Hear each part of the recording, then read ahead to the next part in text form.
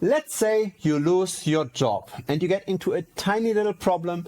You're financially somewhat distressed. You need to borrow money. The first month goes by, you still don't have a job, you have to borrow again. Another month passes and still you don't have a job, you have to borrow yet again. Do this for long enough and your credit worthiness goes down. Nobody wants to borrow your money anymore because you might never get a job, you might never be able to pay it back. But here's something I have a very hard time understanding. Imagine you had a printing press in the basement, a legal printing press where you could always print new money. You could always repay the debt. The debt wouldn't be a problem to you. So how is creditworthiness in the US even a thing if all the debt is denominated in US dollars? Fitch is downgrading the US from AA+ to AAA. And on the surface of it, it seems to make sense. The debt to GDP ratio is constantly increasing and there's no end in sight. Fitch is not the only rating agency that doesn't give the best rating. Standard & Poor's also just gave AA+,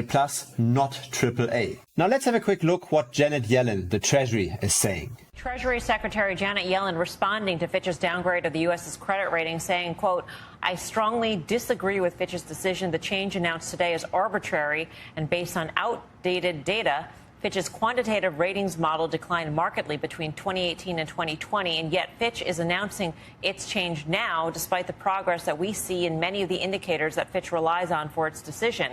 Many of these measures, including those related to governance, have shown improvement over the course of this administration, with the passage of bipartisan legislation to address the debt limit, invest in infrastructure, and make other investments in America's competitiveness. Again, this is the statement from Janet Yellen, Treasury Secretary, on the heels of that downgrade.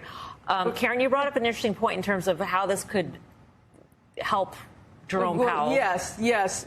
You know, every time he goes on the street, they're always sort of yelling at him over this and that, and he keeps trying to say, well, okay, it's not just monetary policy. Look at fiscal policy. And I think Janet Yellen doesn't seem to directly address what they said, which is entitlements. Right. No progress on that. Yes, they did, raise the debt ceiling, but that still doesn't solve this issue, which is up to Congress, not Jay Powell. But I find it interesting that this is really about the word governance has been used. And as a guy who's been investing in emerging markets his whole career, I mean, the concept of a downgrade based upon dysfunction at the government level is something I get for Brazil. I don't get it for the U.S. Again, we've laughed at what the circus has been in D.C. for a long time, but I think that's really interesting because it's the credit metrics that are the ones that have been more stretched and the ones that also then you get into the fiscal policy on top of monetary policy are part of the problem. So do you think that that means that Fitch's downgrade is less, not trustworthy, it is deserving of criticism because governance is not the same as it is in Brazil, but we are a developed market. We should be the most politically civilized one in the world. It is arbitrary. It's someone doing this based upon a view that's not tied to specific metrics. You've got credit metrics. It's kind of like, a credit score. And we're not going to do that again tonight. But, I mean, no, you have a case here where I think when they start talking about governance issues, it makes it much more amorphic and harder to really quantify. Right. It's qualifying. That's true. But they're basically saying that every single time we come up against a debt limit, there's a political showdown. And doesn't that show that there is some level of dysfunction in the United States politically? Tim said at the beginning of the show, I think, 140%, probably 150% debt to GDP in this country. That's an atrocity. I mean, no developed country in the history of mankind since the Roman Empire has been able to sort of recover from numbers like that. Yet we don't even talk about it. So good for Fitch. I mean, maybe they're late to the dance, which they are. And that Janet Yellen response, it sounds like they had that at the ready to me. That didn't just sort of come off the pen that quickly. That's just my thoughts. She's a fast writer, though. I'm sure she is. There's a lot of people over there. A lot of people. Good All point. right. The more I watch clips like this, the more I have the feeling that this is a distraction of what's actually going on. There's actually zero problem in raising the debt ceiling. And that's because the debt ceiling is defined in US dollars. And over time, the value of the US dollar is declining as the monetary base expands. So we will regularly see how the debt ceiling gets increased. Debt to GDP might be more of an issue because that shows how much interest rate payments need to be made to the people that own stuff versus the people that generate income. Let's say you had a debt to GDP of 2,000%. Let's say the current interest rate is 5%. If you have 2,000% debt to GDP, that means all of your GDP has to go towards serving the debt. That's obviously not possible, so you have to set interest rates lower. Now what happens when you've got interest rates that are near zero?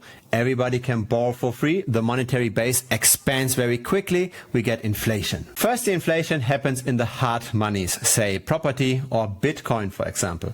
Afterwards, it goes to the consumer goods, and that's then when the economy collapses, that's then when the monetary system completely dies. But really, we can't compare the debt to GDP of the USA versus the debt to GDP of other, maybe developing countries that might have their debt in US dollars, because they cannot print their way out of this. The US has way more wriggle room. Inflation is certain, but hyperinflation isn't that certain, with only 140% debt to GDP. We don't need to overanalyze this. We all know that money over time loses its value. The only question is, how fast does it lose its value? And the only way to protect yourself against this is to invest in hard assets, maybe even with leverage, if you think that the monetary debasement will be faster than whatever interest rate you pay on the debt. So we can all play the same game as the government. We simply can get debt, we can invest this into something that doesn't devalue as quickly, moving parts of that devalued wealth into our pockets. The most common way to do this is with property, right? Take on a huge mortgage in order to buy a house that doesn't devalue as quickly and see your debt devalue quicker than your house depreciates. Your house actually does not appreciate. In US dollar terms it does, but really just objectively looking at the house, right? The house doesn't magically become more valuable, at least on average. It's just the US dollars that become worth less, and so having debt, buying something hard with it, is a wise move over the long term. You could buy property. What I personally like to do is I rather buy Bitcoin with it. But of course, Bitcoin is volatile, and only over the very long term it appreciates a lot. But when you really think about it, volatility of property isn't that low either, especially when you lever it up by 5x by only having 20% equity and 80% debt, right? Then just a move of 10% down and the property price will kill your equity by 50%. Feel free to like and subscribe and join our Telegram. Bye bye.